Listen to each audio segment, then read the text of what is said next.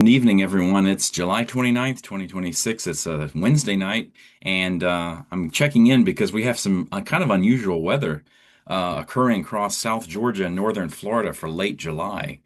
We have basically a frontal system, a cool front coming down from up north, and it's sliding south, and out ahead of it, there's like a little bit of convergence, and there's upper level winds coming out of the west pretty strong.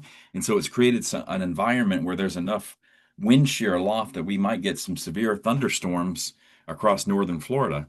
And without further ado, let me go ahead and share my screen here, and I'll show you what's going on. Boy, we have some nasty thunderstorm cells right here across northern Florida, basically stretching back here towards Hosford and Bristol, or just east of Hosford and Bristol. And there's a really nasty thunderstorm passing right over Waukulla Springs, Woodville, and then only going over here towards south of Monticello, going over here towards Dowling Park, and getting ready to hit Perry from the north. And then we have some more severe looking storms north of Lake City and just to the east of Live Oak over there towards Wellborn. And this whole area is under severe thunderstorm watch till 10 o'clock tonight. So that's another 3.5 hours of possible severe weather.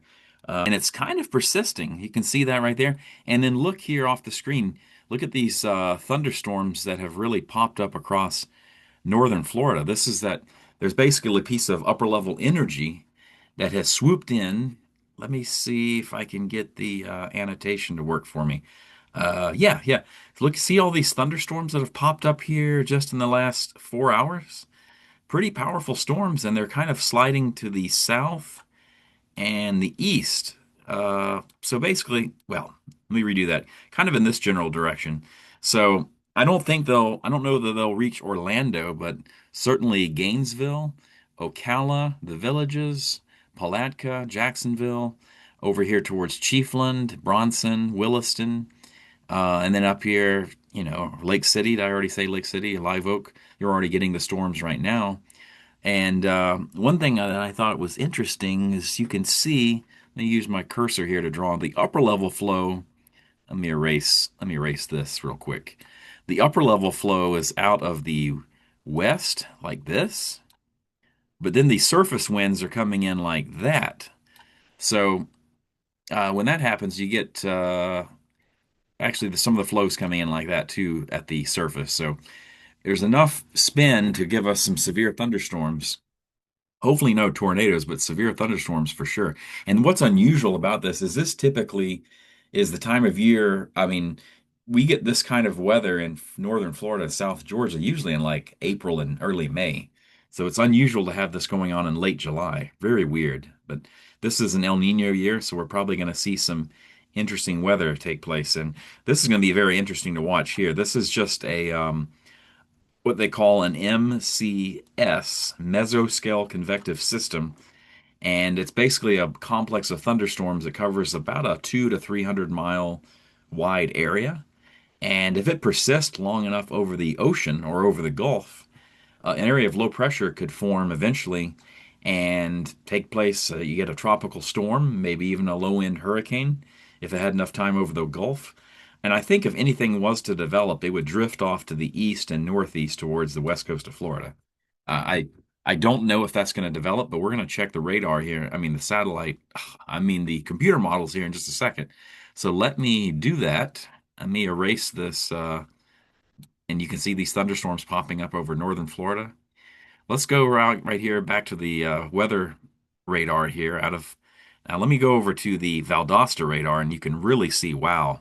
Yeah, these are some pretty yucky looking storms sliding down towards Gainesville and then over here towards probably they'll be coming through Perry here in the next 40 minutes or so.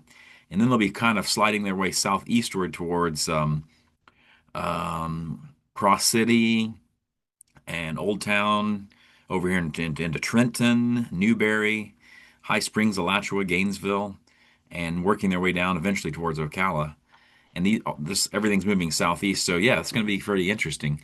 Well, let me go to the computer models here. I want to look real quick and see what we have going on. Oh yeah, that's that convective activity showing up pretty good on the model. let me look at the well, what the heck? Let's look at the GFS. Sometimes the GFS works pretty good at this convective activity. So let me put this into motion here and just keep an eye on the Eastern Gulf and North Florida. So yeah, the GFS isn't showing anything developing in the Gulf, but stuff, if it persists, there's a lot of thunderstorm activity out here over the next 3 or 4 days. So this Eastern Gulf could get interesting if this stormy weather can persist. Yeah, yeah. Looks like something right there was trying to spin up, and that would be on Monday, the 3rd of August. So we're going to see some stormy weather from the mouth of the Mississippi River, basically New Orleans, all the way over to Jacksonville and up towards Atlanta and Charlotte, all the way up to Washington, D.C. Coming up this first few days of August, we're going to have some really stormy weather. And it looks like, wow, it's going to stick around for a while.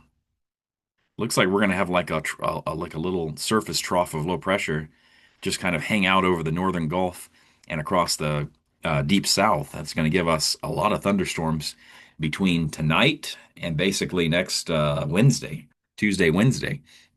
So that's all I have for right now. I will report back tomorrow and see what these models are looking like.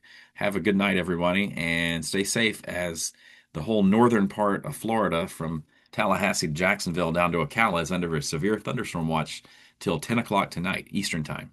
Have a good night.